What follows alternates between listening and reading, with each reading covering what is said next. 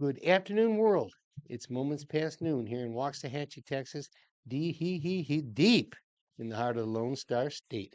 Today is the 9th of July, and it's episode number 156 of Grit and Good News. And as always, we broadcast live from our studios here in downtown Waxahachie in the shadows of the historic Ellis County Courthouse. And I am Jeffrey Lynch, your co-host, capably manning the board and doing a ton of other things. Our man, Sammy Brooks. You all know his hand. And to my right is your friend, my friend, a comedian, roustabout, stirrer-upper, man about town, Scott Brooks. Thank you, bud. Jeff's looking good in his all black today. He's Johnny Cash. We should have had our Johnny Cash theme. I could have worn all black. Who else was all black? Sammy's got all black too. What golfer was all black? Oh yeah, he still is. Was it Gary Player? Gary Player from South Africa. Yeah. Welcome to our show. Thank you. We're going to be fast moving today. We try to be fast moving every day, but we got so much to cover. You know, one of the things we try to accomplish here on Grit and Good News is share things with you that you either haven't heard yet or that you haven't heard discussed in depth yet. I think we strike a balance between those because we watch what's going on and we grasp what's going on. And we were just talking how last week we brought up that baseball play that was in the MLB that was a little league home run that saw so many errors, and then you said that you found it in the news yesterday or whenever it was. Well, and in that story about the infant in the morgue, that we did on Tuesday, that was in the CBS Evening News at 5:30 last night. Yeah, that's interesting. Great and Good News is we're here every Tuesday and Thursday, noon to 1 o'clock Central Standard Time. You can find us on Substack.com. Just search Great and Good News. You'll find us there in various formats, but with a ton of content. You can subscribe for $5 a month on Substack.com, and you will get an email delivered to you every Friday, Monday and Friday morning early, so that when you get to your office, your wherever you get to, start your day, you can check your emails, and there will be. So we hope you will give us a shot there. To that point, we got a message from Substack the other day that said we are the 99th fastest growing podcast in the country, and newsletter, so which includes our podcast, but the newsletter contains a whole lot more as well. So we're very pleased about that and appreciate all the interest out there for Grit and Good News. We will keep doing our job with the same passion we've always had. So we're rapid fire today, boys. So Sammy, let's go, bro. Let's get going. Sammy goes out and finds the numbers, as you know. According to our episode, this is 156. Sammy takes 56, goes and finds well-known athletes in the four major sports and tells us about it. I look back through our notes. We started this at about 55. 55 what? Episode 55. We started what? This deal about giving the numbers. Oh. So now we've been doing it real 50. I thought for the last 101 episodes. We've been doing this thing with the numbers. Yeah. So these are hard numbers because in certain sports people don't wear these numbers. Yeah. All right, we're starting with NFL. Well, we know what's his name, the linebacker for the Giants. What was his name? The Beast. Don't tell me. Lawrence Taylor. Yeah. Yeah. That's like the only one. I know the Steelers had a 56, but I don't know. I got Chris Dolman. Okay. I got Andre Tippett. Yeah. Pat Swilling, and then Demario Davis. Okay. All That's it for football. We got one in what? Baseball? Basketball. Francisco Elson. Exactly. I don't know why he would choose it. Frankie's out. Did he lose an end? I don't know, but I don't know what happened to Frankie. MLB. Got any? Mark Bueller. Yeah, pitcher. White Sox. Yeah. He's on this list over here. Best number 56. Oh, really? Randy. He's the only one. If you want to be the best at anything when it comes to a number, just pick a weird number. Randy Arozarena. Yeah. Arozarena. Yeah, that's a weird name. He played for the Tampa Bay team, and now he plays for Seattle. We got Pedro Stasio, Sandy Alcantara, and Jim Bouton. Bouton. Well, Sammy almost got them all right. Wrote a famous tell-all book called Ball 4, and I probably read that when I was 12 years old, and it was good. Oh my You gosh. see? Yeah. Oh It- my It said gosh. he's most All right. known for his book, so Yeah. All right. Hockey. NHL. Scandalous back then. Hockey. Scandalous. There is a number 56 that I can picture for, I think, for the Stars, but I can't. I don't Yeah. know his I'm wearing name. it, dude. I'm wearing it. Sergei Oh Sergey. yeah, Zubov. Zubov. Zubov. Zuby. Yeah. Zuby. Is he still Yeah. play for him? No, No, he's retired. No, that's what I yeah. thought. Yeah. He was on a cup winning team in '99. He got a Yeah. cup earlier for the Rangers. Nobody had a vision of the ice like he did. And the reason I got my season tickets on the defensive end was to watch Sergey bring that puck out of the zone. You know what he did between every periods? He walked down the hallway to the exit door underneath the arena, smoked 2 cigarettes, and came back. Nice. That's funny. Yeah, that's funny. All right. Eric Holla, Eric Gustafsson, David Perrin. I've heard of Gustafson. Yeah. Gustafsson, yeah. Okay, there you go. All right, we're going to talk World Cup. We're down to our final 8.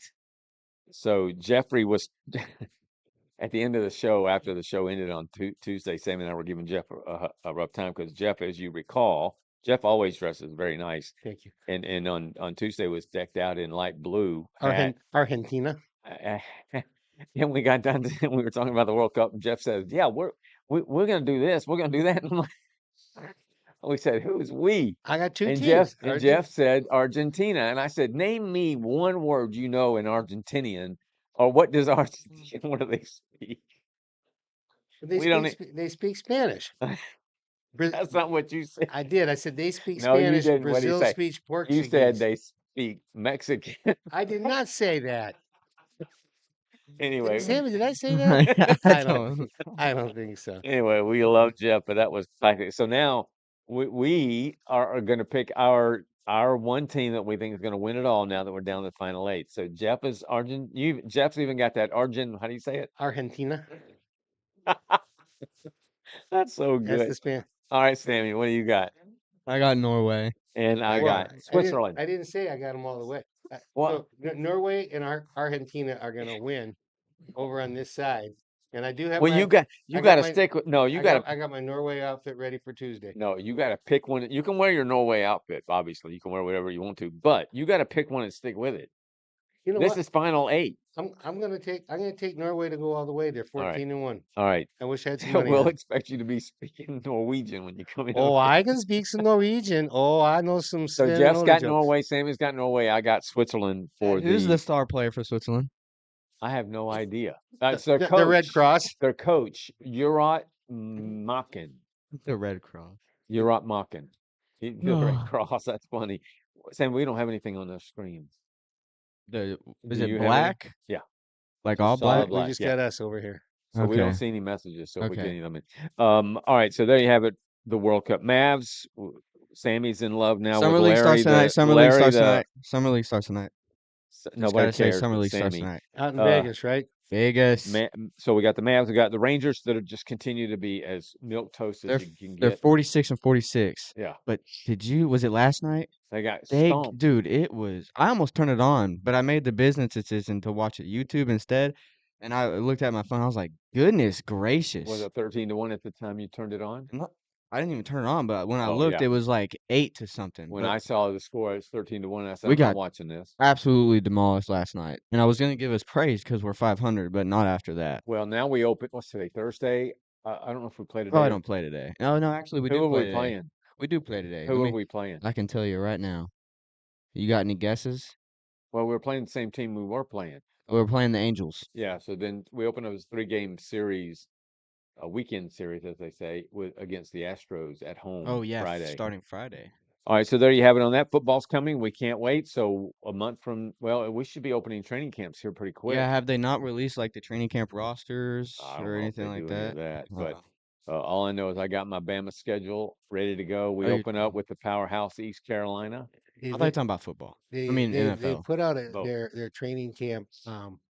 Well, the full schedule for the season of all the games and the preseasons. We've only got one. It's at the end of the month on the 28th, and they list all the different fan opportunities at every Oh. practice. And there's gonna be one of them in early August at AT&T. Do they still train out in California? Yeah, Yeah, okay. Oxnard. All right. So there you have it for the sports. I want to just Terry says hi, by the hey way. bud. welcome to the show. We got several videos we want to play for you today. Let me see. We're going to talk a decent amount of time about Graham Platner in Maine with the guy in the primary. He had 72% of the vote, if you can believe that, of the Democrat vote in Maine. Last night he dropped out because this guy is a predator. He's been alleged to have raped 2 women. He got married and then was caught sexting several women. I guess you could call him that honeymoon window. So we're talking about a reprobate if all of this is true, which he hasn't. He's come out and said he denied it. Matter of fact, Sammy's got this video ready. Is that the video ready to go? So we're going to talk more about Graham Platner. We're going to be all over the place with some other topics, but let me just show you this video. We know about Eric Swalwell and other people like them in the public sphere.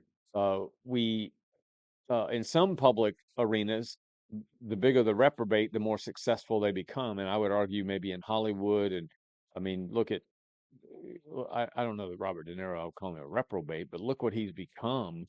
And he's one of the most successful actors in history. But in politics, because the country, because the cities, because counties, because states don't properly vet these people, we end up these are just ones that get caught, but we end up with people that have no business being in politics. I obviously we got the issue with Matt Zeit, the commissioner here in Precinct 2, that's been busted for stealing twice, have been arrested twice. Second time he turned himself in. So we're going to draw the connection between Graham Platner and what goes on in our local communities, where regardless of where you are. We're in Waxahachie, but you could be wherever, Timbuktu, and still have this issue. But get a load of this. This is Graham Platner and Eric Swalwell, 2 of a kind, had to say about what they were accused of. Now, can remember, Swalwell resigned from, he had a seat. He resigned from the seat. Right. And last night, Graham Platner got out of the race. But this is what they say about what has been said about them. Go ahead, Sam. That you see and hear from me directly. I wanted to directly address the troubling, serious, and false allegations against me. These allegations of sexual assault are flat false. Any accusation of non-consensual behavior is categorically false. I'm going to spend time with my family and friends, and I appreciate those who have reached out to me to show support. We are taking the time to reflect on the best path forward for the state that I love, the people that I love. That you see and hear from me directly. Yeah. So the one question I have is if what they just said is that these are categorically false, then why in God's name resign your positions?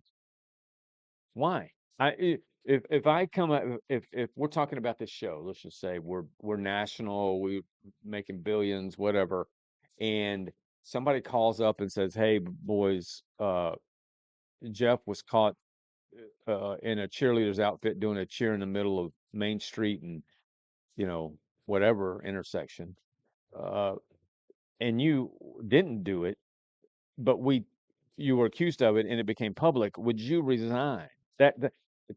The question is that simple. Would you resign if these were false allegations? Well, it's kind of the old, if you can't stand the heat, get out of the kitchen. But both those guys, when they say categorically false, I hear these different statements like complicity, Yeah. and I hear statements from the woman saying, well, I was drunk, and then it's 10 years later. And Rita's always saying, how come they're coming out Yeah. when it's 10 years later? And the woman says, by definition, I was raped. And he says, well, consensual. I mean, we're in some grayish areas there, and it's an interpretation of what happened. Well, I And mean, so, yeah. but the heat's on, and he doesn't want to take it, so he's So out. you got if you do the comparisons here, and there are some just such hypocrisy. When you go back to Brett Kavanaugh, remember that? Mm-hmm. So he was viciously attacked. Go back to Clarence Thomas if you want to, but go back to Brett Kavanaugh when he was viciously attacked for having done all sorts of reprobatable things. And he said, I did not do any of this. I'm fighting through this. And he fought through it and was named to the Supreme Court, or confirmed to the Supreme Court. If and it would seem to me that the reason he stayed with it is because he didn't do it. And he knew that nobody was going to be able to prove that he did it. You can say whatever you want to, but you got to have evidence. And he had all his high school calendars and everything. Yeah, so I mean, when you know, if I'd have thought 30 years ago I'm going to run for president one day, then I might be less vocal about this or about that, or I might have done things different, because even back then, the Oppo research is going to come after you, so you got to have a pretty clean record. So I think Brett Kavanaugh knew where he wanted to go with his life, and so he was smart enough. Plus, he's a judge and analytical and all that, but he stuck with it and ended up where I don't know if he wanted to be there. I would assume he did, but he ended up there. He didn't quit. Yeah. And I would say that the light on him was far greater than the light on Swalwell and these guys.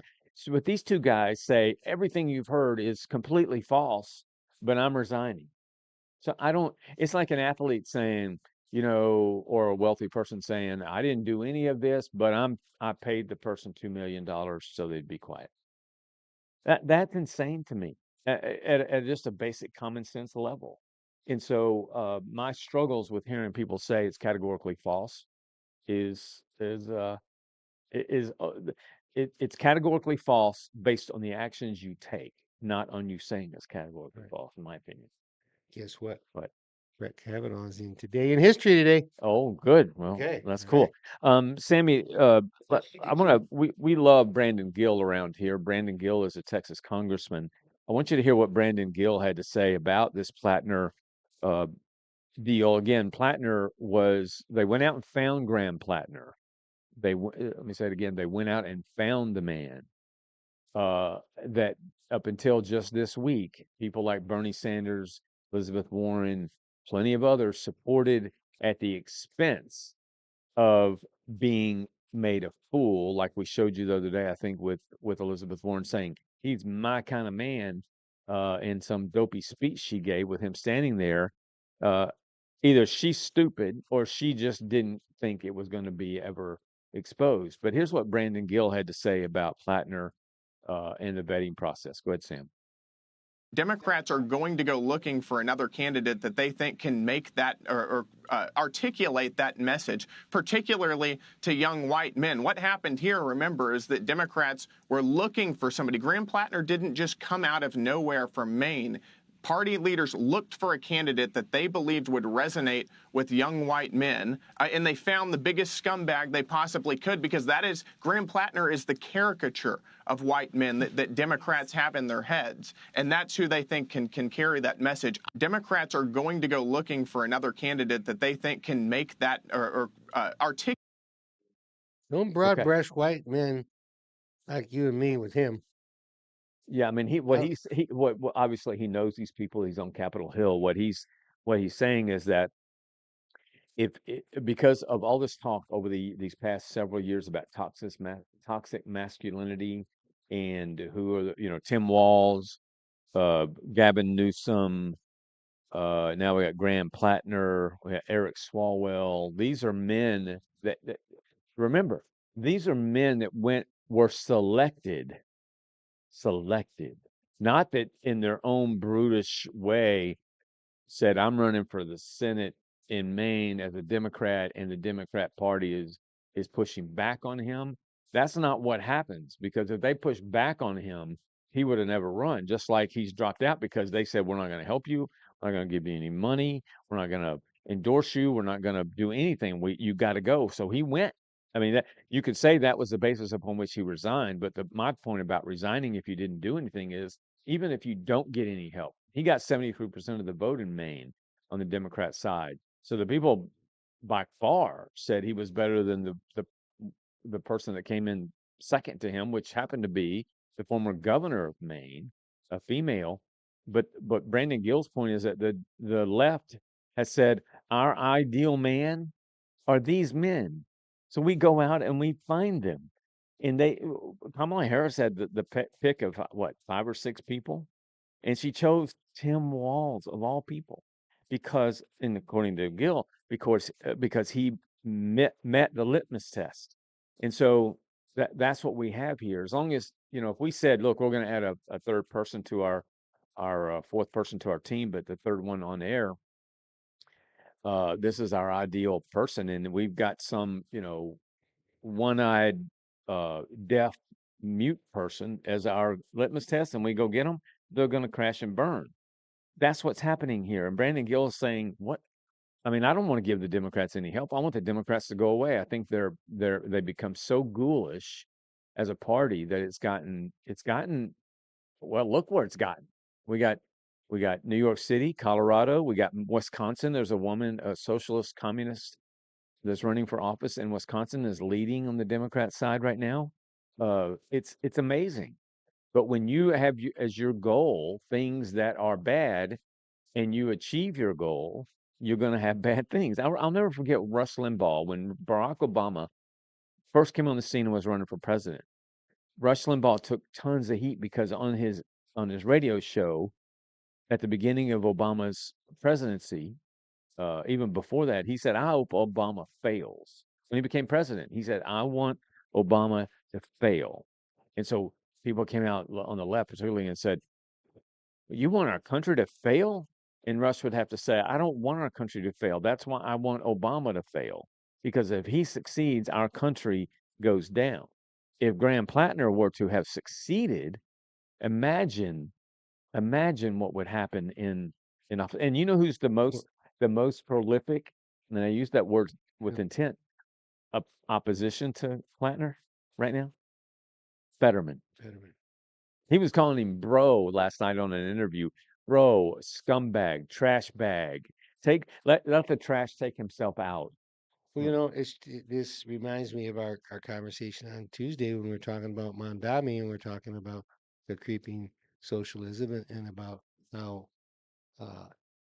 we're happy to see it fail on the biggest stage of all in New York City. And sometimes you just like in business, sometimes you gotta walk away some business and say, you know what? You go to those other people. Yeah. You see how it works. You're back with us. Yeah. Yeah. I mean, that's gotta right. you gotta have them have see the pain. Yeah. They gotta see the pain. Yeah. And I don't think any of us in this room, all three of which we've been to New York City. I wrote a column the other day about New York becoming, and you wrote a poem about New York becoming the example that none of us want to follow. And people wrote me and said, well, New York's not the greatest city in the country, and so on and so forth. And I wrote that it was the greatest city in the country in the sense that it was at one point our capitalist hub for capitalism. It was a beautiful city to go to. It was a lot of fun to go to. Sure, there was crime. There's always been crime in New York City. But of all the times I've been there, I don't know how many times, I can't count how many times, never once have I had an issue with crime, ever. They had one of the greatest marketing themes of all time. The city's so nice. They named it twice. Yeah. I mean, it's so I'm talking about, we're talking about, if we got to give the communist socialist people, many of whom again posted on my column and wrote and said, socialism is all about what God said in the Sermon on the Mount, the Beatitudes, and it's a biblical thing. And I'm thinking, what universe have I just drifted into here? But there are people that believe that. So if we need to prove it wrong, if we need to prove ourselves right, and these people who believe socialism and communism is somehow good, then let New York show us. Just roll it, go for it. Now, I say, let Mondami and his backwards desk have at it, and then we will see, probably in not too long of a period from now, whether we were right or whether we were wrong. And we know one thing, we're going to be right. It's never been right. It's never worked. All right, Sam, did we have anything else? Any other Platner videos that we wanted to show? Because they were all very, very important. Listen, so this is the last one we'll show. This is a guy. So this guy and this girl that you're about to see work for a vetting company, Oppo research company, and they were told, go out and find, these people are Democrats. So they were told by the Democrat Party, presumably, go out and find the things we need to know about Graham Platner. All right, so that we can make a decision whether or not we're going to support this guy. Now, this is why people like Graham Platner end up in office. I would say the same thing about why a guy like Matt Zeich here in Waxahachie, who the local GOP, which I think is a clown show, didn't vet him, and why he ends up being arrested twice in the past 3 weeks for shoplifting at Walmart. This is the same. Listen to this guy. Just listen to what they say. You will be astounded. Best prospect. How did you go about vetting him? And why did you? We paid a nice firm a whole chunk of money and got some stuff back. Some of what you've seen on the news we got back. Other stuff we didn't. Did the vetting process turn up the tattoo that became so controversial? No. The Reddit posts, did that turn up in the vetting process?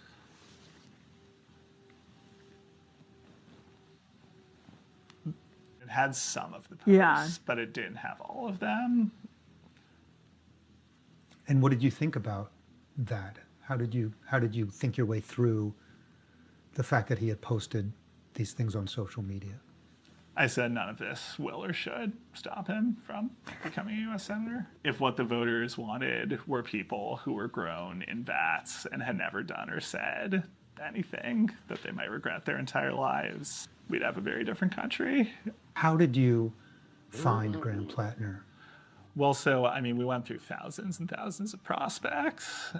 We, through a number of means, assessed just a huge amount of people. Then, Leanne pulled up this video of this guy with an oyster farm.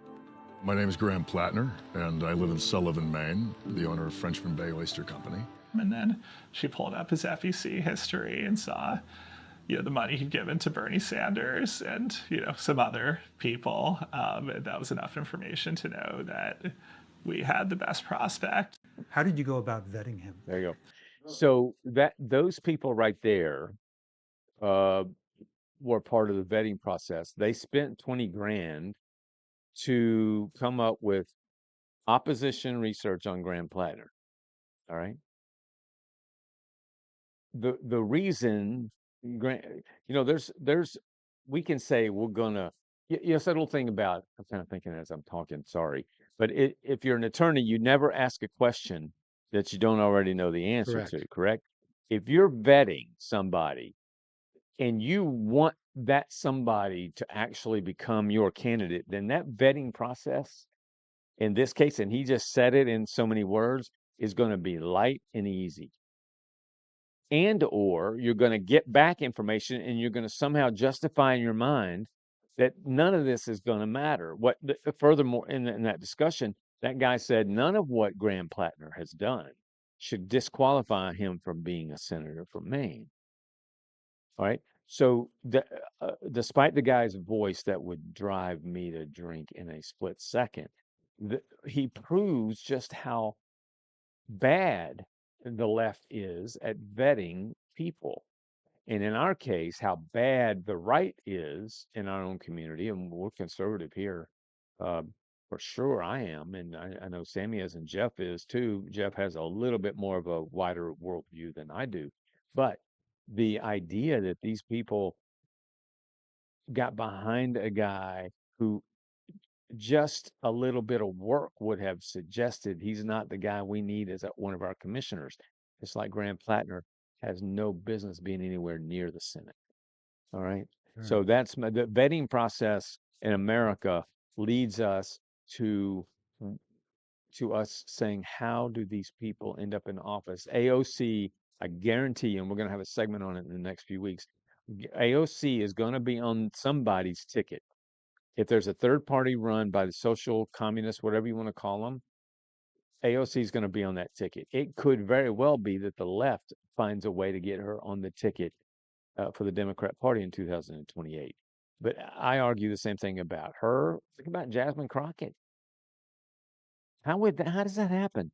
Anyway, so there you have it on Graham Platner. Did I miss anything? Let's move back to Waxahachie for a second. Yeah, so bring it back to Waxahachie.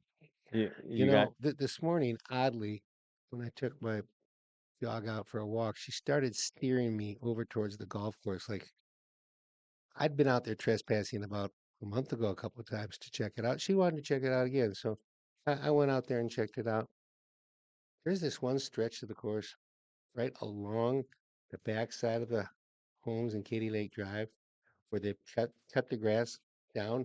Maybe they didn't want it to be an eyesore for the people in the back. Yeah. It looks perfect. But guess what? Nature always reclaims its land. Yeah. And when you don't tend to, and when I was out there before, I said, you know what? It wouldn't take much to get this course back in shape. Yeah. And in the last 30 days, it has gone The hell. to hell in a handbasket. And there are places where the weeds are waist high. You can't even tell greens are greens. It is in pathetic shape. And that's what happens when you don't do anything to protect your asset. And those bozos in Waco need to wake up and figure out one thing. You got two plats of land. One of them is the small plat with the golf course. One of them is the big plat that goes all the way up to the Civic Center from the edge of the golf course. And they've got grandiose plans of what they want to do there. Sell the golf course land, get a little money to get your grandiose plans going. But just like if you don't ever change your oil in your car or rotate your tires or you don't take care of your house, when you don't take care of things, they go bad. Yeah. And every day the value of that course is going down. And I implore whoever's involved in the city planning, business, and development, go saddle up with one of these big owners, these multi golf course companies that have a ton of properties. You know, when you talk about a house that's a little bit run down, but you say it's got good bones, Yeah. that course has got golf course bones. Yeah. And it just needs the love and care and the cash infusion and the closest decent you can't find a decent place to play golf unless you go 30 minutes from here, Yeah. 25 minutes from here. Yeah. And That's true. this is an asset to our city, and we can't just let the No, thing I agree with you there. keep dwindling down. That's it. And there's, yeah, okay. Thank you. I agree. You know, we've talked about starting to play golf more and you know, I don't want to have to drive 45 minutes to Walnut Creek or 35 minutes or whatever it is in Mansfield. I don't mind driving, in the name of full disclosure, Jeff does a little bit of work for the golf club at Dallas.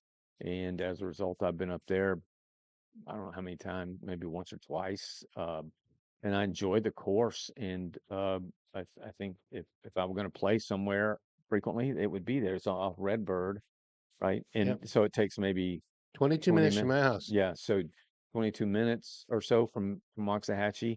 It's a shame that a city of 50,000 people it doesn't have a quality place to go play golf. We don't even have a driving range where we can go hit golf balls. So we have to go outrageous amounts of miles to even hit the ball. Yeah. I'd say.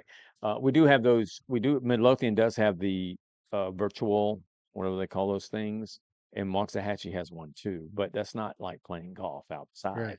Right. Speaking of golf, I'd be foolish not to brag on You go. my boy Sammy's stepbrother, Ross Alexander. Many of you know Ross Alexander. He's such a quality young man. He works for Trinity Forest Golf Club in Dallas, which is a premier golf club. It's the home course of Scotty Scheffler and Jordan Spieth, among others. In his formative days on the Waxahachie golf team, Yeah, he was out there at that course, that's right. and that course was the home for the men's and the True. women's. And Yep. uh, Yeah, you're right. sad. But you know, Ross is going to be making golf his career, whether it's a golf player or golf management, golf course management, that sort of thing. To do that in golf, like with most anything else, you have to go through certain tests and certain levels. Ross had a very important day yesterday at Sherrill Park Golf Club in Richardson, where it's called PAT, Player Activity Test, where he had to played 36 holes, so 2 rounds back to back. He had to shoot less than on a 72 hole course, So 72 times 2 is a 144. So the total score that all these players, or 60 players, the total score they had to be under in order to pass the test was 160. 80 and 80. 80 and 80. So they had to be under that. And I'm very proud of Ross. And to tell you that Ross finished at he was at 60, he was at 77, 79. So that's 156. So Ross passed. He was 12th out of 60 and did really, really well. And both he and Sammy are talented in their own ways about their own things. Ross is a golfer. Sammy's becoming a writer. But both are putting a lot of hard work into it. So congratulations to Ross, our boy, who will soon be 20. Imagine that. 20. Sammy will be 22 in a couple of weeks. It's amazing. So anyway, there you have it. All right. I read this story. I was telling Jeff in prep. We like to present things to you, as we said at the top of the show, that you've not heard about, or if you have, that you haven't heard a deeper discussion about it. Like Graham Platner, we've heard all about it, but there's a deeper discussion behind all of what's happened and why the result is the result. It's my guess that nobody listening to this show has known or will hear it anywhere else about high school baseball bat. Yeah. No, sir. I just So learned it this morning. you and I grew up that I don't even remember in Little League if we had aluminum bats. I don't think we did. No, wood only. So, but at the end of on the butt end of the bat, or I guess that's the butt end of the bat. It always has a number there, and that number, if you weigh more than a feather, that number is going to be 30, 31, 34, whatever, something like that. That's the length of the bat. Or maybe the weight of the bat. I can't remember which of that is, but the number is important because it says more than just a number about the bat. In the high school, Texas high school, and I think it's the same case for most high school baseball teams, is that bat, whatever that is, the length of it. So let's say that the length of it is 34 inches. The weight of it cannot be any less than 31. So it's got a 3-to-1 or a -3 ratio to it. So regardless of what the number is in terms of the inches of the bat, ounces to inches ratio. yes. So the inches, if the inch of the bat is 31, then the weight of the bat cannot be any less than 28 ounces. So, and the reason for that is because they don't want to, particularly with aluminum bats, they don't want to put aluminum bats, which can hit a ball at speeds that are just off the chart, coming off the bat. I mean, you've seen pitchers get hit in the head. I mean, they don't have a time to blink. That's with wooden bats in the pros. But I mean, they don't have a chance. You really gotta. I mean, it's amazing sometimes. But in Texas high school, the decision has been made that in the season starting in 2028, the bat and inch ratio is going to change, not in a good way by those who argue against this, because Texas high school baseball says that the ratio, so the inches, if it's that 34 I gave you an example of, the smallest or lightest it could weigh would be 31 right now, but in 2028 it can go all the way up to, I believe it's 6, a difference or a ratio of 6. So if that 34-inch bat is 31 now, starting in 2028, it can be, what was that, 28 ounces. If the 34-inch bat at 6 ratio is a 28 ounce. It's to be bat.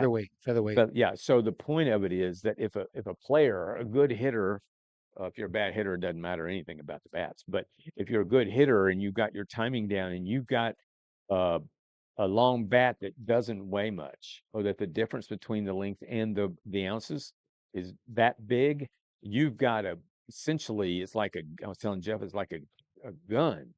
When you pull that trigger, that bullet fires immediately. In baseball, if you've got a long bat that weighs less in the right hands of a good hitter, could even be an average hitter, that bat speed's going to be so vicious that ball is going to come off that bat in ways that could kill somebody. Scott, UIL is the governing board. I don't know where the UIL is coming up with this. Normally, when you have innovations in sports, you what do? You test them at lower leagues. I'm not hearing anything about AAA and AA and single A. Well, this is Trying this out, all the stuff, everything that ever happens in baseball, it works its way up. yeah. And now Texas out of nowhere. Uh, Yeah, I don't know. I've got the story about it, and we don't have time no, because it's so but in depth. But the idea that we're going to put lighter bats in the hands of kids. I mean, Waxahachie has some kids that are. One of them's going to Texas. Jax Robinson, I think's his name. That kid has got absolutely a shot to be in the major leagues one of these days, as do other players from Texas and or from Waxahachie. And you're and of course they got to transition to a wooden bat, but just watch a college game, watch a high school game. Those they're already flying off those bats. It's going to be crazy to watch. So I thought you would find that interesting. I wanted to tell you, uh, Newsom, our old pal, Slick out in California, and we bring Gavin, our boy Gavin. our boy Gavin has made a decision that he is going to try to force a high school in Marysville, California, with the mascot of the Indians to change their name, their mascot. California high school battles Newsom state law ordering it to change its Indian mascot. Um, and I got two words, neither of which I'm going to say because I'm a Christian and because we're a family rated show. That ain't going to happen. I remember about 5 years ago when George Floyd and all that nonsense started happening. There were a small group of goofballs at the high school that were trying to get that changed. And I remember writing a column saying, "You got about as much chance as me having a full head of hair." Well, this has been going on for quite so many times in all sports, all levels, and sometimes it happens and sometimes it gets rejected. It never seems to go away. I think everything I've read, the indigenous nation feel honored, not Yeah, disparaged. yeah. I mean, And you know, it's people that don't really know. They're just looking for a cause. I Yeah, don't know what to tell exactly. you. And Newsom's just willing to.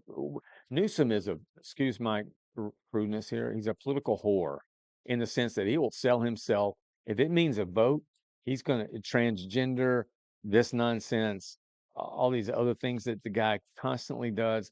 I pray he runs for president because I'm in for the entertainment of it, and I pray that Kamala does too because I'm in for the entertainment of it. I don't think anybody has a chance against Rubio and Vance. Period. But anyway, I digress. So there you have it. I did mention earlier our friend Jazzy Crockett. She's back in the news, although she doesn't have anything to do. She's in office until January the 1st. And I again want to say She's a lame duck. we're just down the street from you, Ms. Crockett, and we would love to have you in our little fancy studio here because we'd love to talk to you and just examine that brain of yours because it makes no sense to me. But here's what she had to say in the news recently as it relates to, I have two pieces here. One of them was about the 4th of July, and the other one, I'm going to let me see if I can find that 4th of July real quick because this is the 4th of July. Yeah. America owes black women everything. Jasmine Crockett rants over July 4th weekend. Quote, when it comes to answering the question of what America owes black women, the answer is everything. The Texas Congresswoman said in an interview, blah, blah, blah, at the Essence Festival of Black Culture. Now, what if we had an Essence Festival of White Culture? The Essence Festival. Which is held in Is that all about good sense or I something? don't know what it is, but in New Orleans, quote, when we think about the sacrifices that black women have made from the moment we were stolen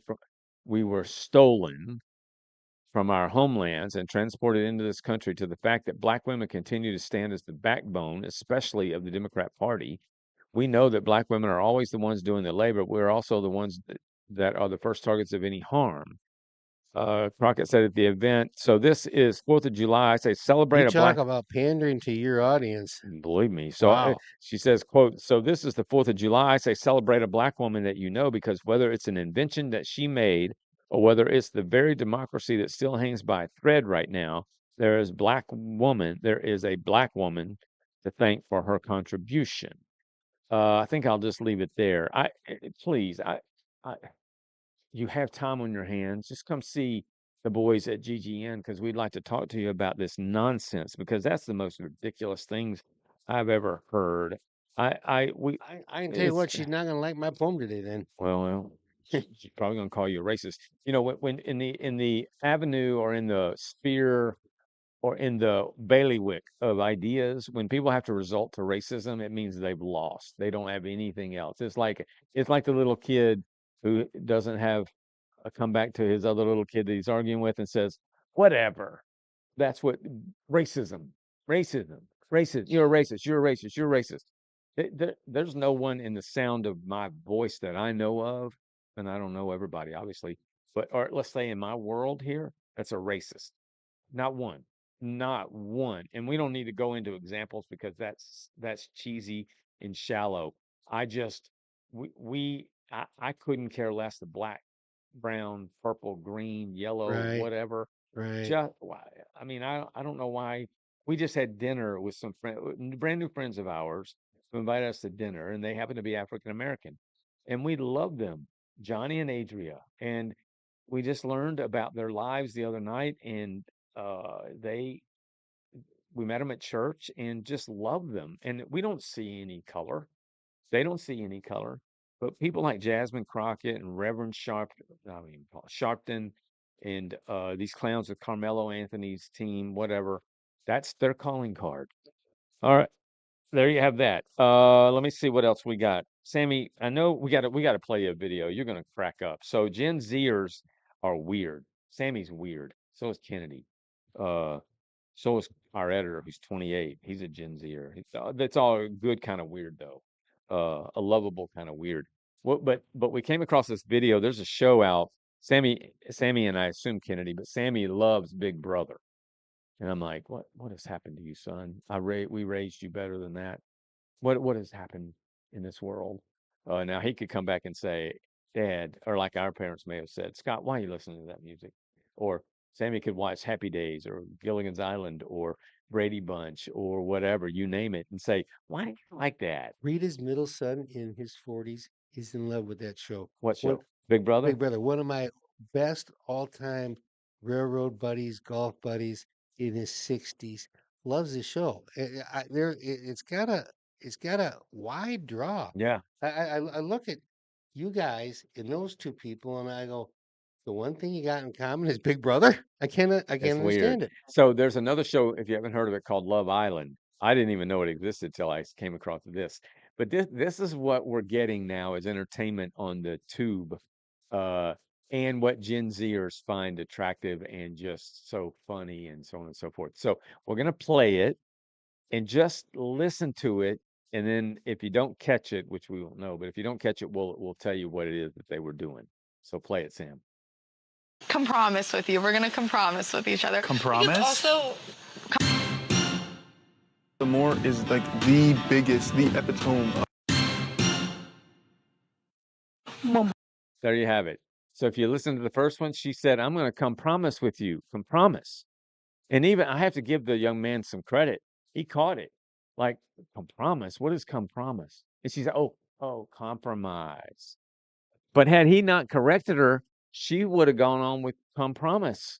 And the second video, the guy is saying, he said epitome, which I guess the way I would say, Sammy is the epitome of a quality young man. You sure it's not an epitome? And we listened to that and we said, what? Huh? And they caught it, and he was saying epitome. That doesn't happen in Big Brother.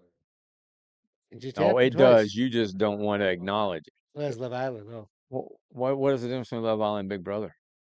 I don't understand. I don't know what Love Island. They bring a bunch of people in. They Go ahead. they get together, and then they bring in people during the show to try and steal their girls and guys in Love Island. So I don't get that. But What is Big Brother is like way different than that. what's the difference?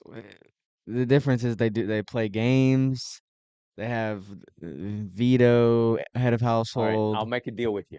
All right, for every epitome and promise That is the listen to me, that you catch in Big Brother, all right, I'll give you $5. oh but you have Okay. to prove it. You have to say, Dad, I caught one It in starts Big Brother. tonight. Okay, well, whenever you just you get that clip, I have to see it and catch them. I bet you can earn some money. All right. It starts tonight. I'll send you a clip. So we're gonna compromise on some things. Do you promise that we're going to compromise? Yeah, and we'll be How the do you epitome. even We'll be the think that's epitome. right? We want to be the epitome of a good show for our viewers, don't we? All right. Before you get to your poem, I just want to say this. Ask you guys this. Do we think Trump's had enough? Is he at the breaking point with Iran?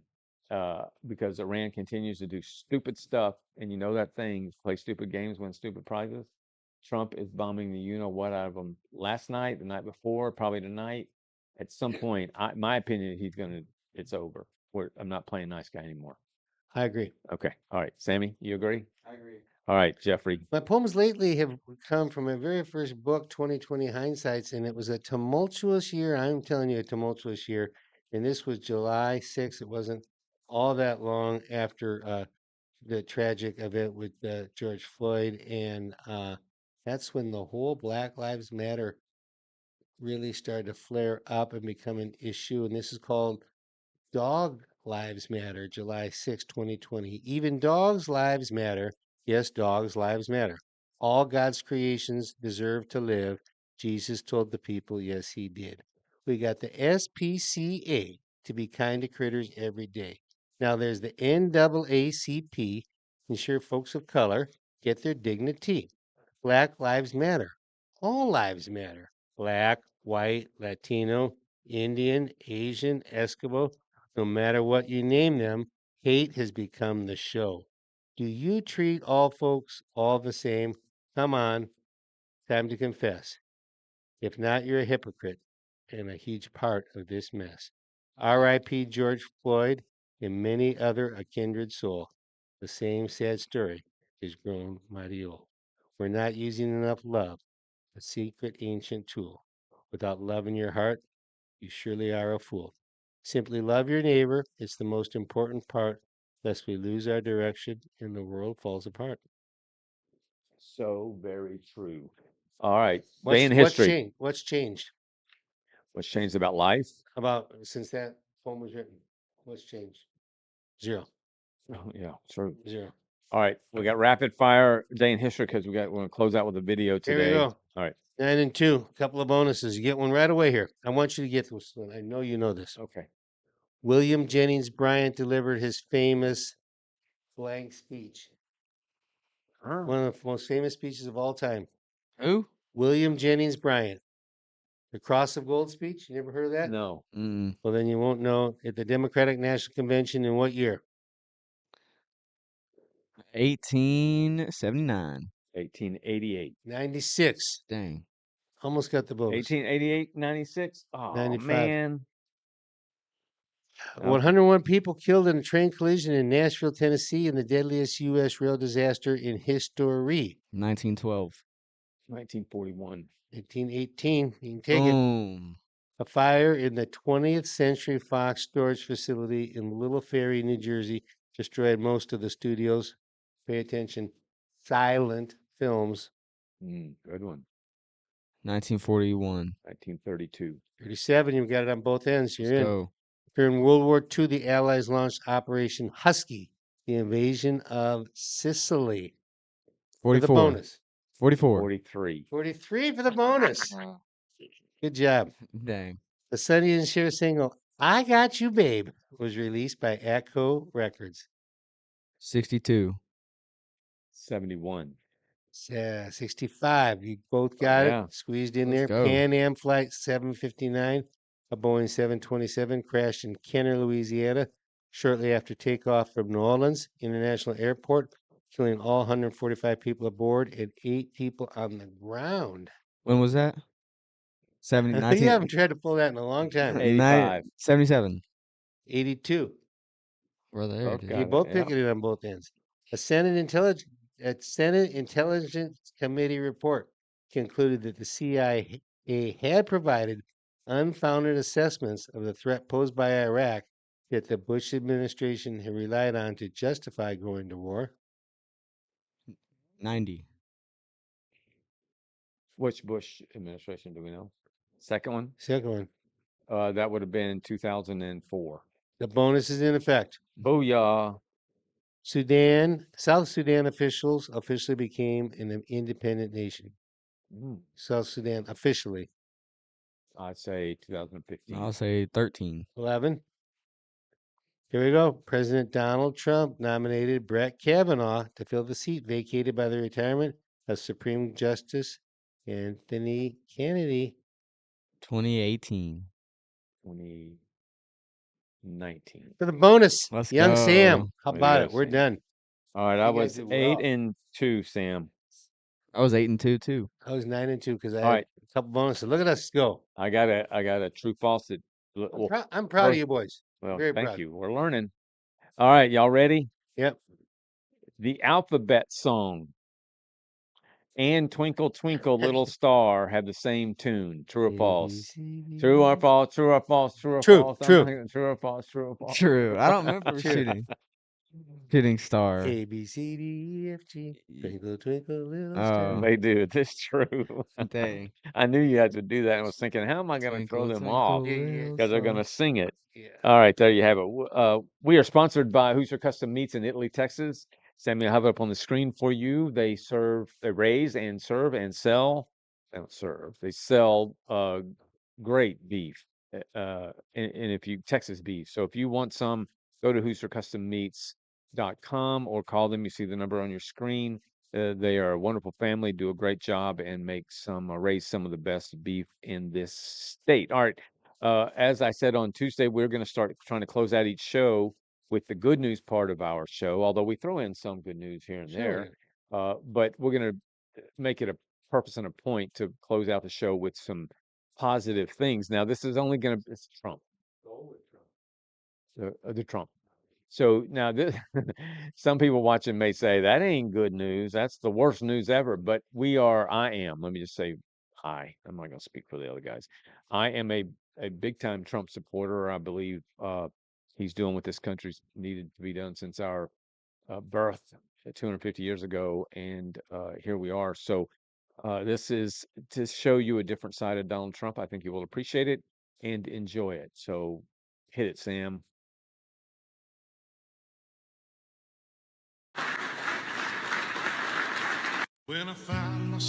Thank you. Is this your family? This is.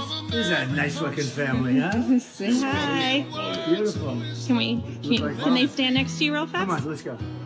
Get over here. Look at that. All right, my child tax credit has decreased by almost 80%. Last year I broke my neck. I almost lost. You have a beautiful voice, by the way. Thank you so much. I'm having a panic attack right now. Like, don't panic. Okay. President, my son is going into the Army next month. Can I get a photo? Come on, get over here. You'll end up being a general. What's wrong? A doctor, please.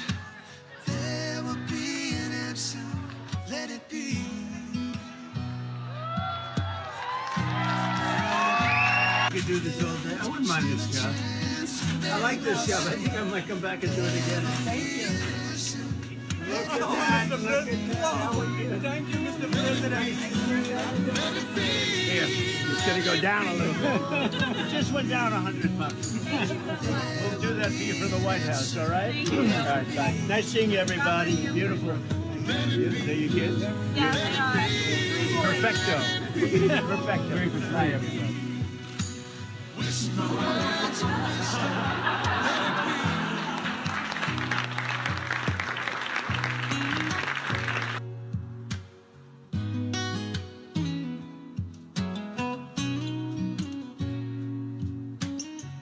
But Amy, there is one more thing. Tonight we have a very special surprise. I am thrilled to inform you that your husband is back from deployment. He is here with us tonight, and we couldn't keep him waiting any longer.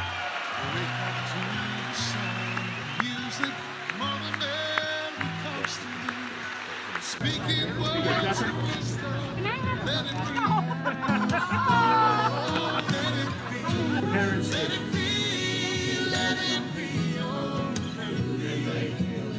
Come on.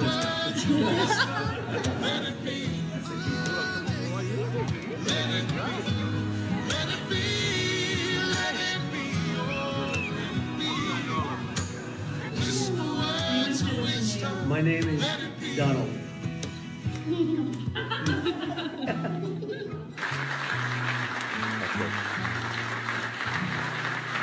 that what we started with?